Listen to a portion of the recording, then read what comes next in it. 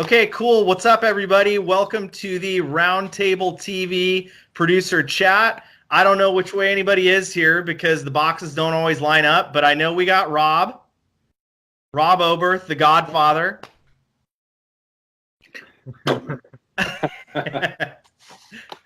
Rob, say hi. Hey guys, what's going on? There we go. And then we got Aaron Burke, of course, the newly coined vice president of RoundTable Trading. How you doing? And we've got the incredible, the amazing, the fantastic Bjorn Bergstrom. Hello. Oh, shoot. I thought your wife was there, bro. Yeah, I thought Janine was coming. Oh, man, that's embarrassing. Oh, wrong Bergson. Oh, man. Okay, so the topic we're going to go over today is the one that's been on the tip of everyone's tongue for the last 30 days, ever since anybody figured out what it was, the Great American Coin Hunt. And I don't know who championed it, but I'm guessing two of the guys here had something to do with it. Started as it was a conversation that's been going on in our groups for a while, and we kicked it off mid-January, I believe, is when we first started talking about it publicly. Right. And Aaron, did you have something to do with that too, or you just kind of been along for the ride? So No, I'm just along for the ride on this one. I mean, the great thing about RoundTable is all the amazing people that work with us and all the great ideas that organically come out of this organization. And so this is just another example of that. So I'm just happy to be on board. I wish it was my idea. I'd love to take credit for that one.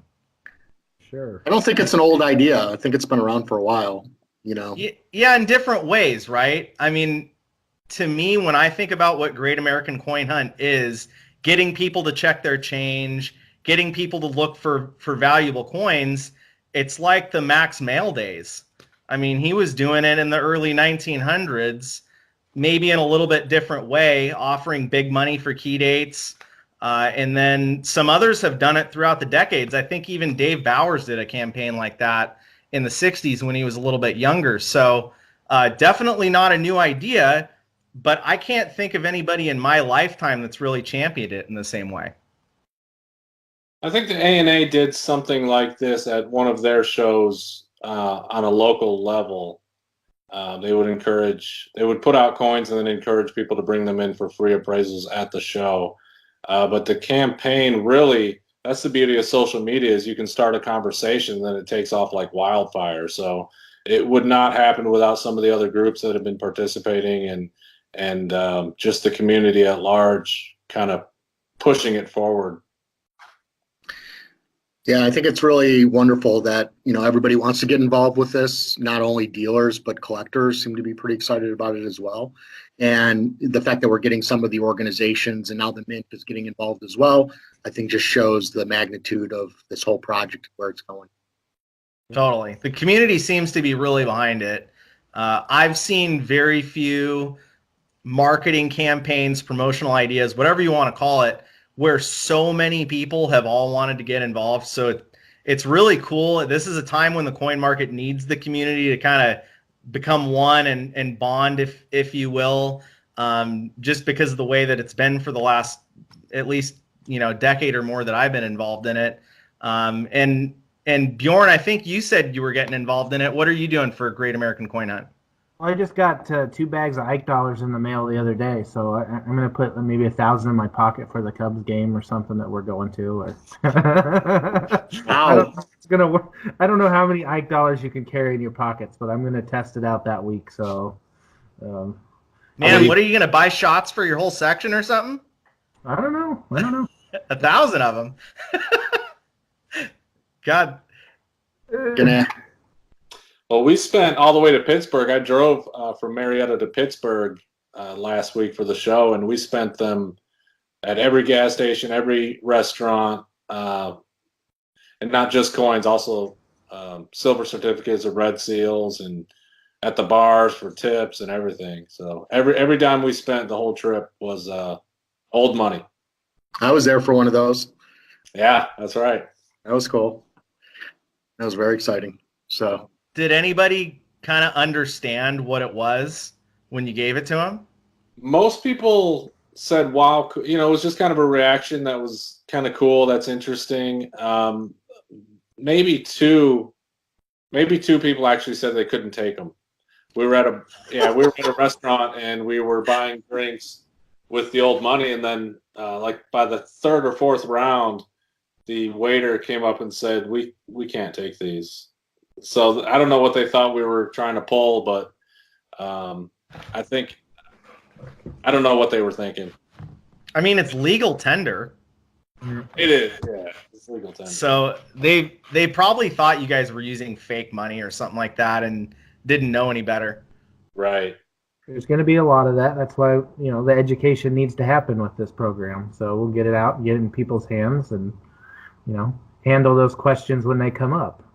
Yeah, I think in the groups, Kevin Josephson mentioned that about really trying to have a plan on on how we're going to deal with the questions that come in and some of the reactions that we're getting. And I know, Rob, you have a bunch of that on the website as well, possibly.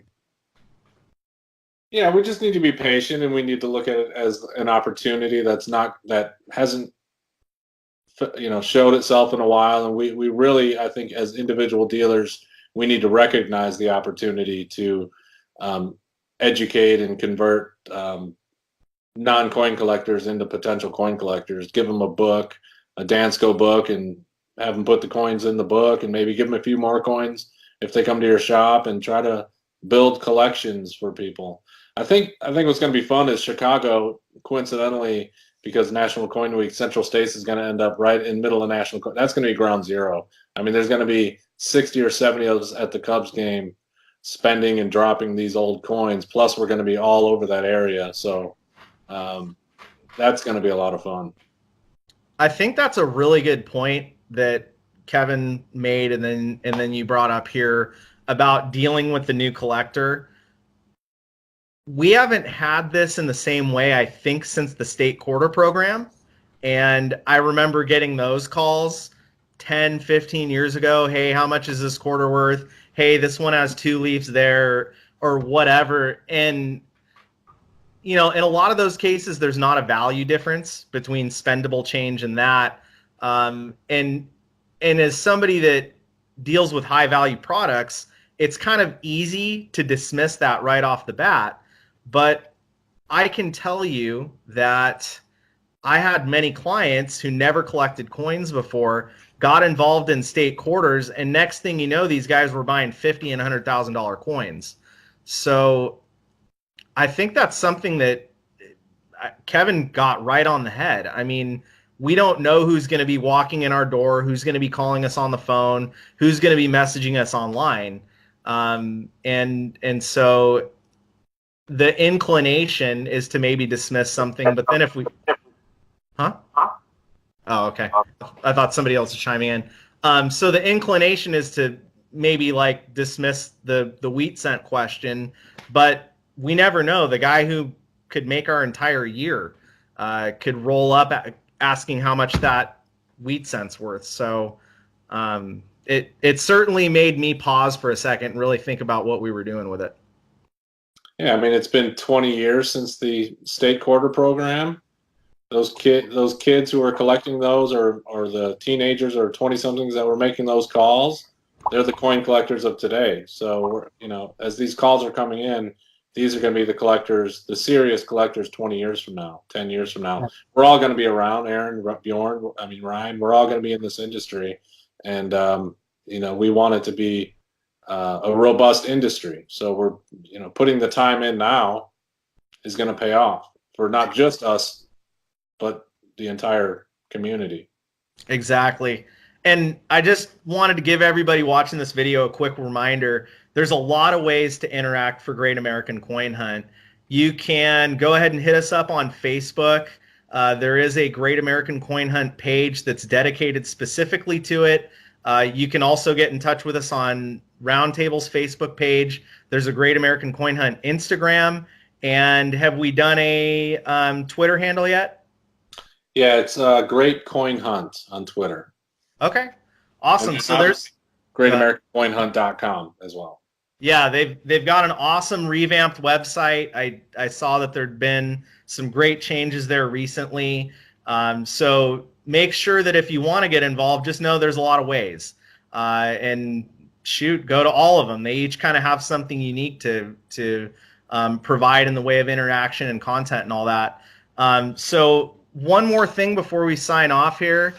We have 2 live sales at RoundTable TV coming up this week. We have Executive Currency. They tend to focus a little more on bills than coins. So if you like paper money, make sure you chime in.